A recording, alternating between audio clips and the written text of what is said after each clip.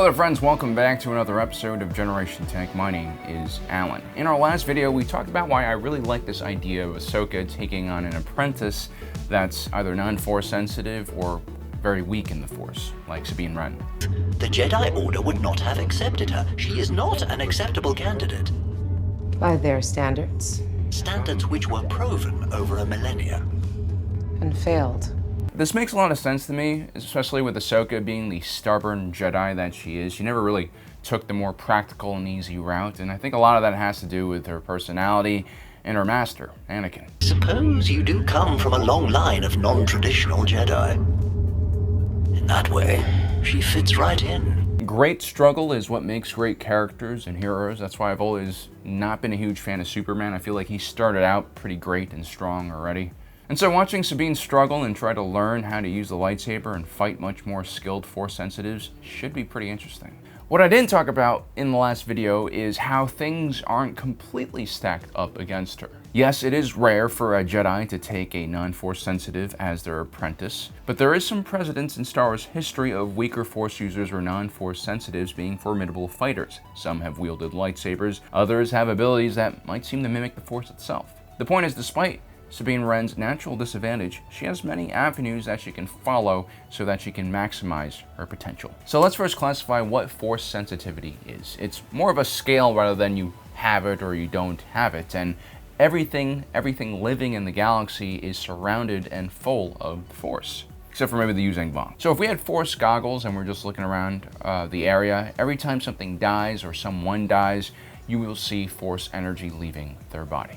But what makes an individual Force sensitive is the amount of midichlorians they have in their blood. I need a midichlorian count. The reading is off the chart. Over 20,000. Even Master Yoda doesn't have a midichlorian count that high.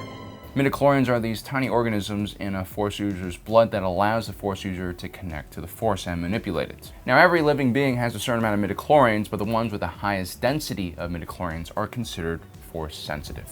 In Legends, we used to actually have a list of midichlorian levels with guys like Anakin, Palpatine, and Yoda at the top in the 20,000 plus category. Normal Jedi were in the tens of thousands, and someone who was borderline Force sensitive like Sabine or Han Solo would be around 6,000. And yes, Han Solo is sort of Force sensitive. I mean, remember this no-look shot? Or what about the time he jumped through a planetary shield on Starkiller Base at FTL speeds and then reverted just in time before the Millennium Falcon crashes into a mountainside? You know what kind of instincts you need to pull that off? I mean, how far is that planetary shield from the surface of the planet? Maybe 10 miles, and they're flying at 200,000 miles. And this is almost impossible to pull off.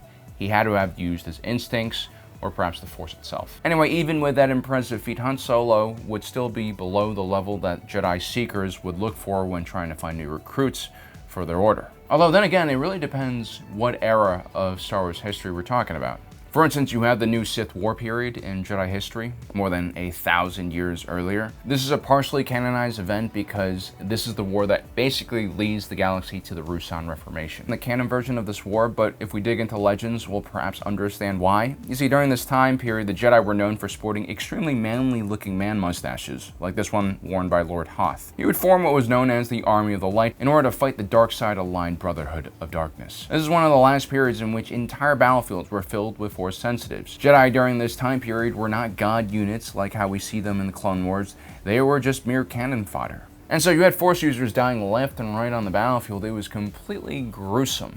Now, it should be noted that both sides did use minions and non-Force sensitive allies as well. But the point is, both of these armies started falling apart pretty quickly. The casualties were just way too high to be sustained, and so the Brotherhood of Darkness and the Army of Light greatly relaxed their recruitment standards. They were basically bringing anyone they could find with even the slightest Force abilities, equipping them with melee weapons, and then sending them to their deaths. There was no time for ideological training, there was no lightsaber instruction, there was no gathering. Heck, most of these guys didn't even have lightsabers when they were sent into combat. And so this was an extremely terrifying and devastating period of Star Wars history. It's known as like a Dark Age. And what a lot of people don't realize about the Ruusan Reformation is not only did they demilitarize the Republic, they also demilitarized the Jedi, who were heavily militarized at this point. So someone like Sabine Wren, even with her minuscule amounts of force powers, could have been swept up in one of the Army of the Light's recruitment campaigns. Like with most things, it's all about supply and demand. Other groups like the Gensarai, after they were dismantled by the Jedi, would also resort to recruiting members with low force sensitivity. And so despite what people are saying on the internet, it is actually not that unusual for someone like Sabine Wren to be trained in the ways of the Force. Then we have the curious case of the blind guardian of the Wills, Chirrut Imwe. By all accounts, he was just a normal blind man. Until you saw him in action, it seemed like he had some type of superpower. And although Chirrut Imwe believed and respected the Force and often prayed to it, I'm one with the Force is with me. it was said that he was not force sensitive, or considered as such anyway. If you take a look at him closely, he oftentimes stumbled and ran into things, unlike Kanan Jarrus, a blind Jedi who was able to see his surroundings very well by using the Force. However, Chirrut Imwe lost all of his clumsiness when he entered combat.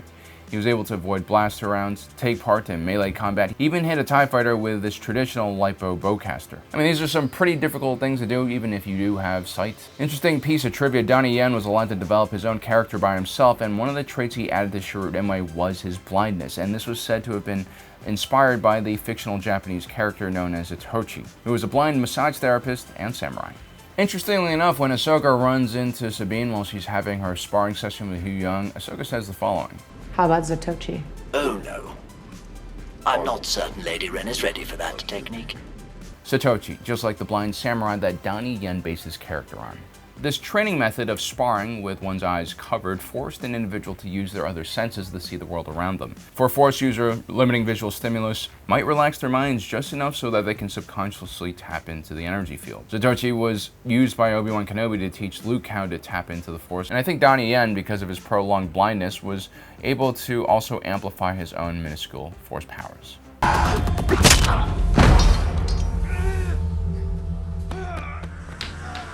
Like Ahsoka says, everyone has the Force inside of them, and almost all living beings have midichlorians as well. This is how Force sensitives can spot life near them.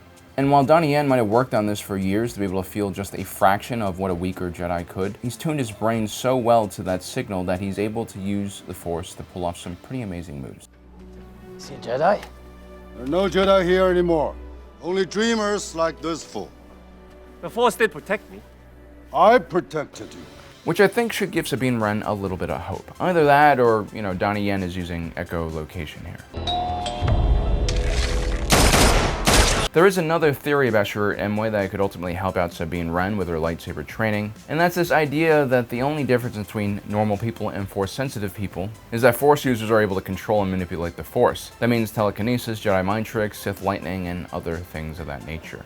But tapping into the Force and falling into its rhythm is something that anyone can do, not just the Jedi and Sith. You see this a lot in starfighter pilots, for instance, in Star Wars, whether it's Wedge Antilles or Han Solo. They're able to do superhuman things with their ship, and without realizing it, it's most likely because they're tapping into a subconscious part of their mind that's connected to the Force. Sir, the possibility of successfully navigating an asteroid field is approximately 3,720 to 1. Never tell me the odds. So this means a high midichlorian count is only necessary for manipulation of the Force. Feeling and sensing the Force can be done with what would be considered just a normal amount of midichlorians that everyone else has.